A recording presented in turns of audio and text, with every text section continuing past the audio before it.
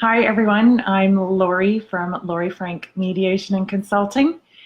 Um, if you have a teenager in the house, then this is for you. Um, Tonight, I'm going to be talking about parent and teen conflict, giving you some tips. So if that is something that is happening in your house, you've got a teen in the house, then this talk is for you this evening. I just want to take a couple seconds here just to make sure that we're all good to go in terms of sharing over to the Mediate BC page, and it looks like we are good to go. I've got a thumbs up from Walter. So like I said, I'm Lori Frank from Lori Frank Mediation and Consulting. I work in family mediation in Victoria, BC. I work with families, I work with parents who are separating. I work with families around parent-teen conflict. I work with adult siblings who are in conflict over issues related to aging parents. So, and just many, many years of experience working with families, and I absolutely love it. So tonight I'm going to be talking to you about, oh, just checking there's Walter, and yeah, we're good to go. Great. So tonight, this broadcast is part of the Mediate BC series virtual expo for Conflict Resolution Week. So Conflict Resolution Week runs from November 3rd to the 10th. And all week long, Mediate BC has a lineup of mediators who will be live streaming at different times on a variety of topics. So if that's of interest to you to check out some of the other ones, you can go over to the Mediate BC Facebook page and click on their events and you'll find them there. Or you can go to the website there'sanotherstory.com. And I'll be putting that into the comments for you so that you can, when we're done here, you can click over to that and check out that website. And hello to Al from Fort St. James. Oh, lovely. I wonder how the weather is up there. It's starting to get chilly here in Victoria, so I imagine it's getting chilly up there. So, oh, and hi, Nora. Hello to Walter from Vancouver as well. Great. Well, it's so nice to see everyone here this evening. So my goal this evening is to give you a few tips that you can start to implement in your day-to-day life when it comes to communicating with your teens and helping to not only resolve conflict, but also to help prevent conflict. Because if you are the parent of a teenager, I'm sure that at least more than once so far, you felt a certain level of frustration with your teen. So I'm going to be talking about that tonight. And hello, Annette. Nice to have you here. So, I do have some notes in front of me. I'm going to be referring to them every once in a while, so I make sure I don't miss anything. So the very first tip I have for you this evening in terms of communicating with your teen is to try and to begin to learn about the teenage brain, to try and understand it. Teens are in this really awkward stage of life. They're no longer kids and they're not quite adults yet. And yet, they expect to be treated like adults. We sometimes, as parents, treat them like children, but other times we have the expectations of an adult for them. And so they're in this really weird in-between place. So it's really important to understand the phase of development that they're in. Your brain doesn't finish developing until into your early 20s. So their brain is still developing. They're still developing cognitively and emotionally. And so it's important to understand that although we can definitely have high expectations of our kids, but that cognitively and emotionally, we need to support them in order to reach those expectations. Their brain is literally just not going to let them do it on their own. They need support, they need guidance, they need to learn how to meet those expectations we have for them. So that's an important piece. The next tip I want to give to you then is when it comes to conflict, and those moments of frustration that you feel as a parent, to really try, and you've heard this a million times, I know, but really try to pick your battles. As parents, we can sometimes easily fall into a cycle of just starting to nitpick about all of the little things. And all of those little nitpicking starts to turn into a big conflict. And it's just a pattern we can fall into sometimes. So really being aware of that, and really choosing which conversations are the important ones, because otherwise it can be exhausting as a parent, right? So thinking about, what can I let go? What are the little things that I can live with, that I can let go, so that we can have conversations about the things that really matter. So that's going to be different in every household. For some households, that might be, you know what, I can let the messy bedroom go as long as the homework's getting done. In other households, it might be, you know, it's okay. I'm okay with this level of soccer practice, as long as other expectations are being met. So thinking about what it is that you can let go of, so that you can focus more on the things that are actually important and really matter between you and your team. My next tip for you then, so when you are needing to have these conversations, before going into them, to really check your temperature. And what I mean by that is, if you are going into a conversation hot, I can guarantee you it's not going to go well. It's going to escalate quickly. Defenses are going to rise for both of you. It's going to be a struggle to get to any kind of resolution if you are going in hot. So I really encourage you, before deciding that you need to deal with something, to check where you're at. Check in with yourself, wait till you've cooled down, and can speak rationally and logically, and you're able to listen to your teen in the conversation. So sometimes that means you've got to wait a while, right? So sometimes it's even a day that you might need to wait. So just finding that time then where it works for both of you, where you're both calm, you've got time, there's no distractions, and you can get into the conversation that needs to be had. Handling those kinds of things in the heat of the moment rarely go well. So my next one then for you is, now you're getting into the conversation. You've decided there's something you really need to talk to your teen about. I really encourage you to go into this conversation without assumptions about the outcome, and without assumptions about why you are where you are, why your teen is doing what they're doing.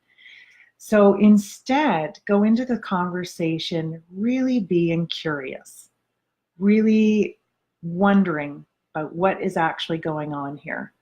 And a great way to do that is to ask your teen lots of open questions during the conversation.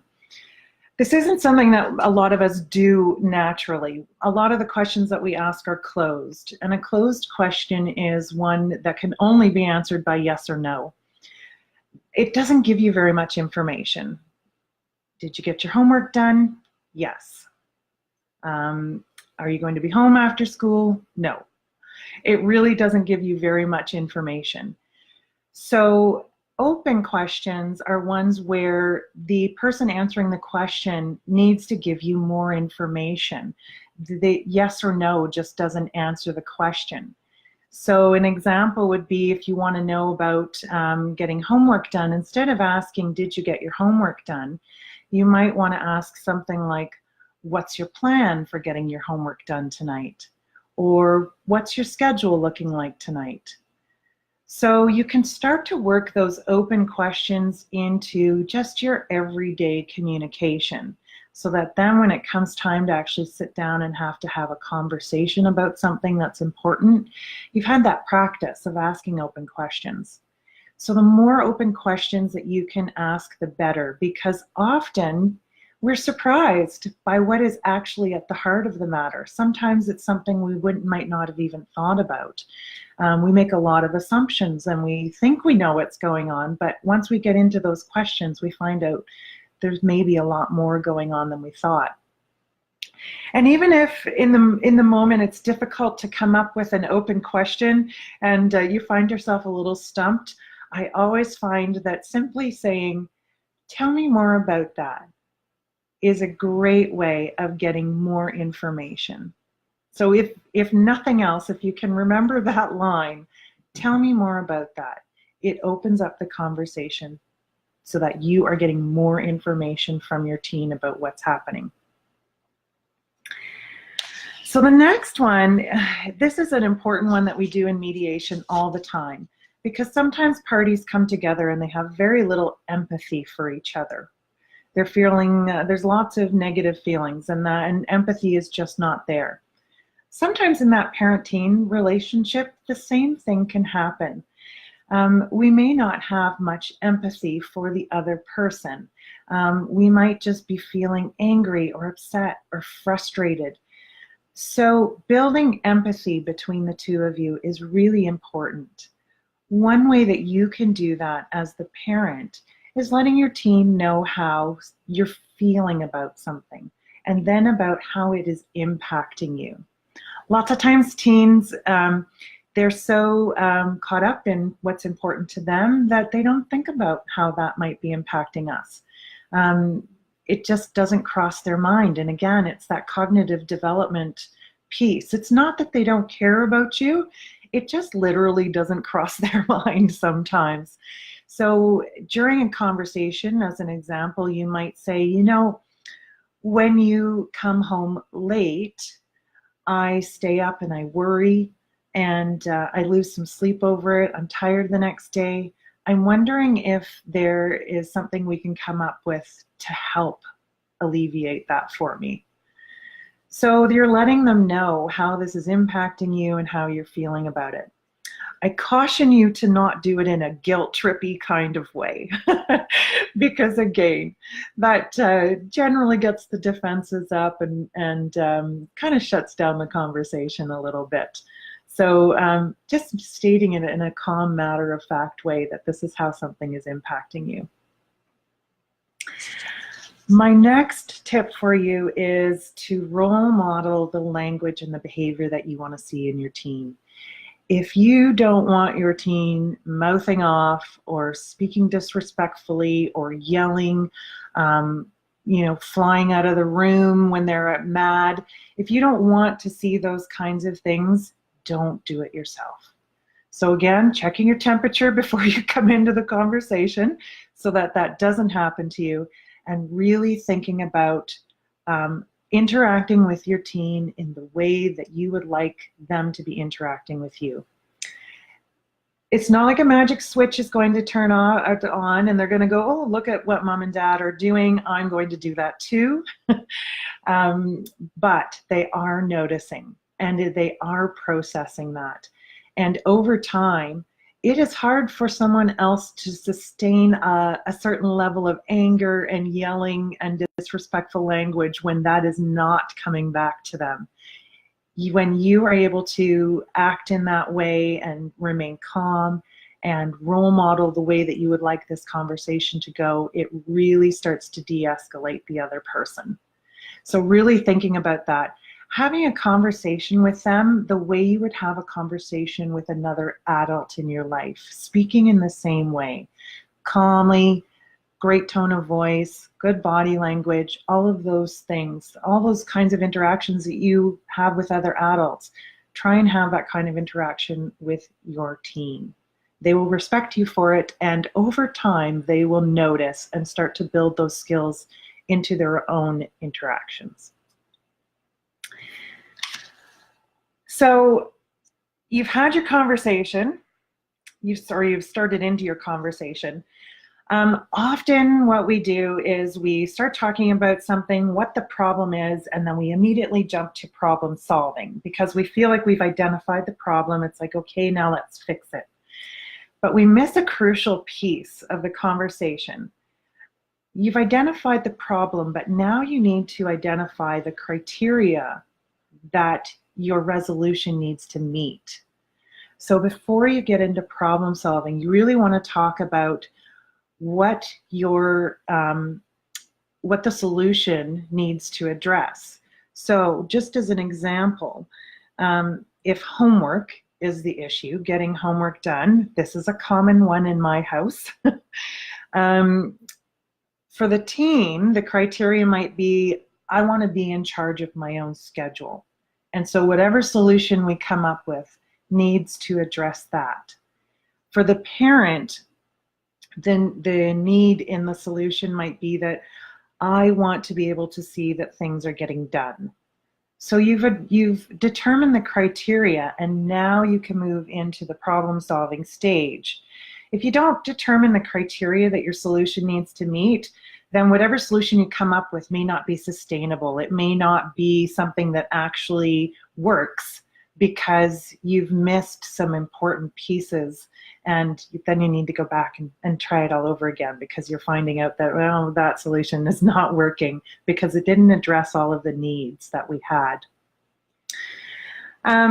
Before I move on, I forgot to mention at the beginning that if you have questions as I'm going along, please feel free to write them into the comment section.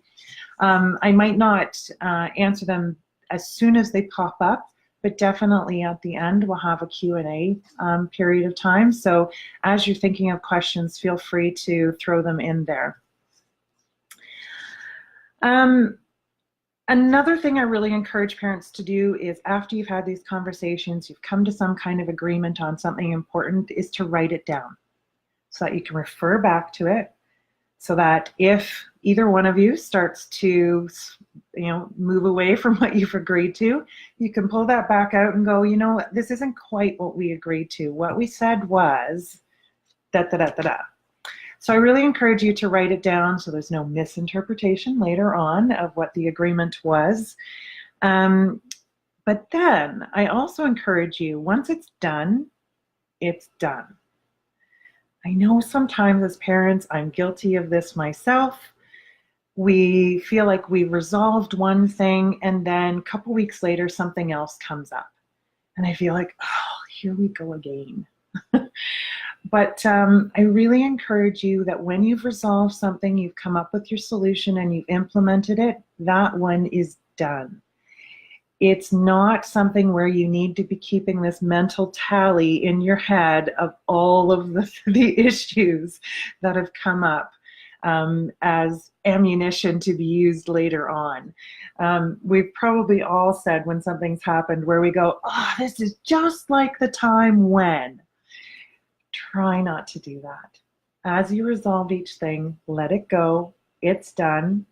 And the next thing that comes up, because there will be another thing that comes up, the next thing that comes up, deal with it on its own as a new issue, not as something cumulative that you carry around with you. Okay, I've got two left for you. This one I think is important. We talk a lot as parents about consequences. So sometimes with agreements, people might say, well, if you don't follow this agreement, the consequence is. I'm a real fan of natural consequences.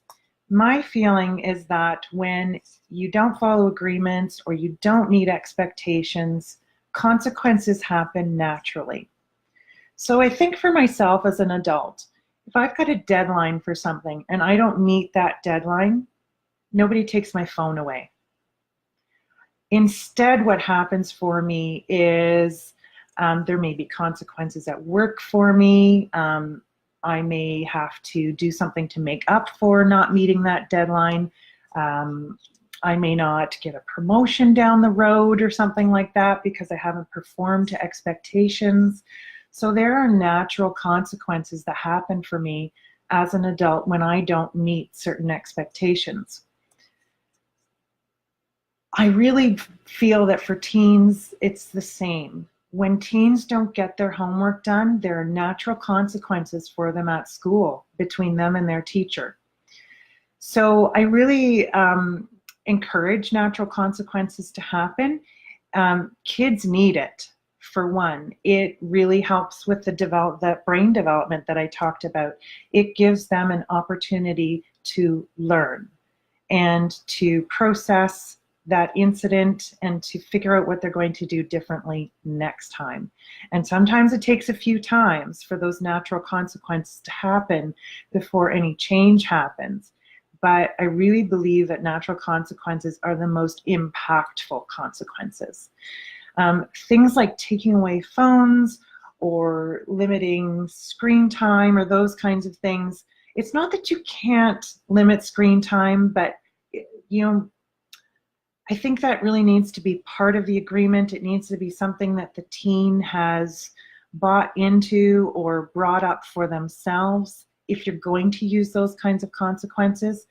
But otherwise, I really encourage you to try and see what happens when the natural consequences roll out, because sometimes those are worse than losing your phone for a period of time. It's hard to believe, I know.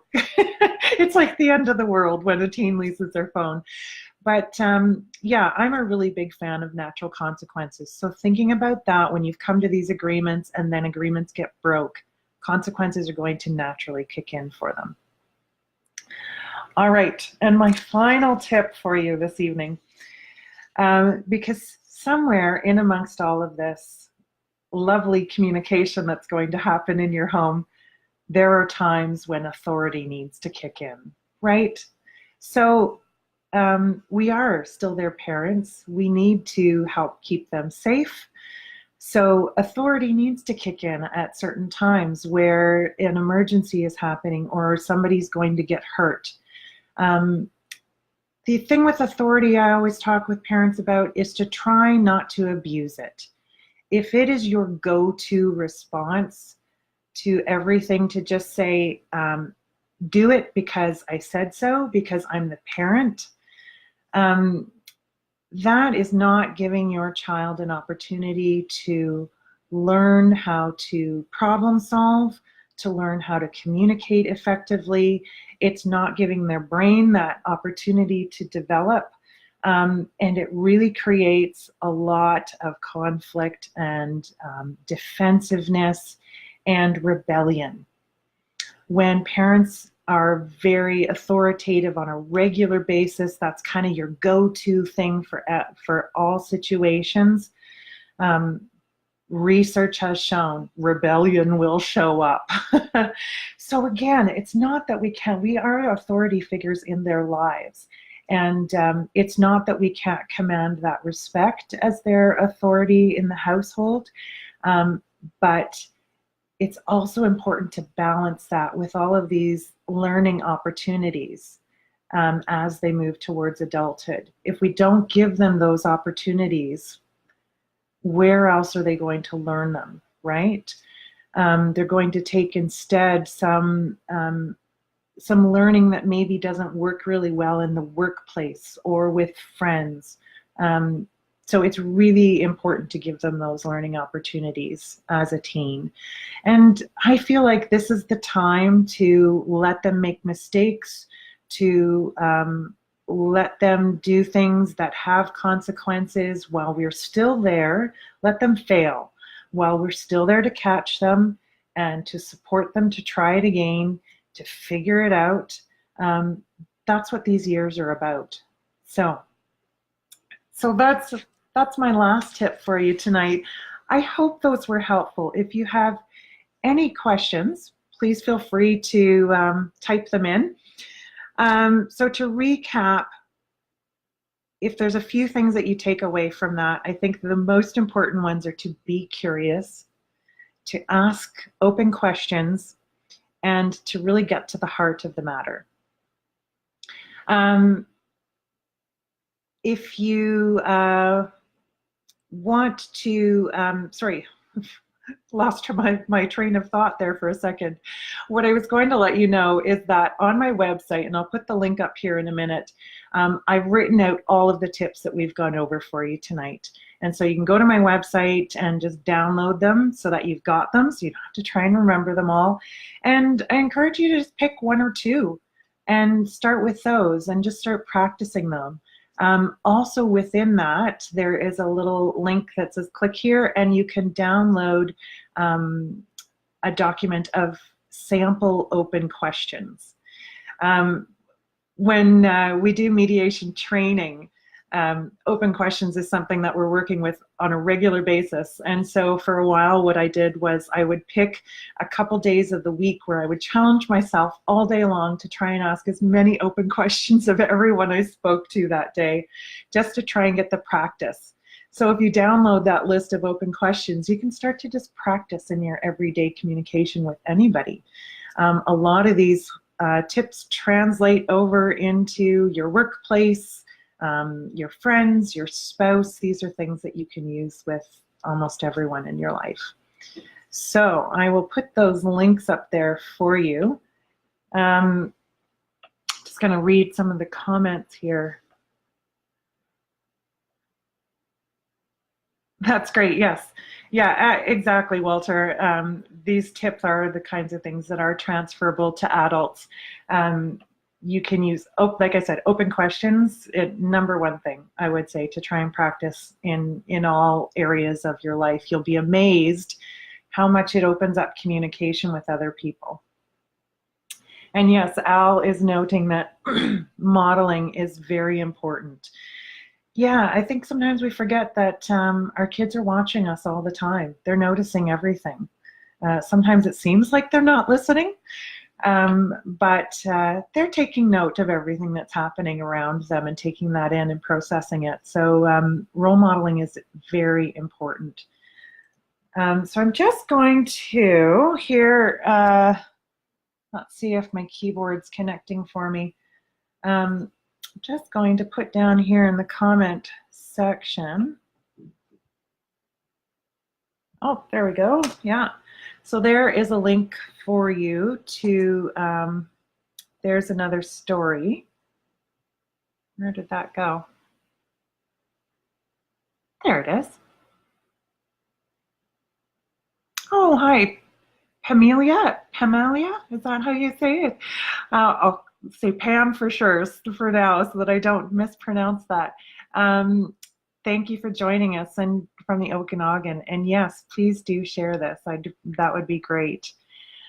Yeah, and Walter, thank you for the summary there. And then I'm going to give you one more link before you go. This is the link to all of the tips we've talked about tonight. So you can go there and you can download them. And then within that, you can also download that list of open questions. So you can take this into your everyday life and start practicing it. All right. Again, just a reminder that this has been a broadcast for Mediate BC's virtual expo for Conflict Resolution Week. And you can go to their Facebook page and click on their events, and you can find more live streams that are happening this week, or you can go to there it is, to the link that I've put up there in the comment section to their website. There's another story, and there's lots more information there. So I hope you've enjoyed that this evening. Any questions before I go? I think we're good. You know what? If you do have questions that you think of later, you can continue to write them under here and I will check back and answer them for you. All right. Thanks, everyone. Have a good night.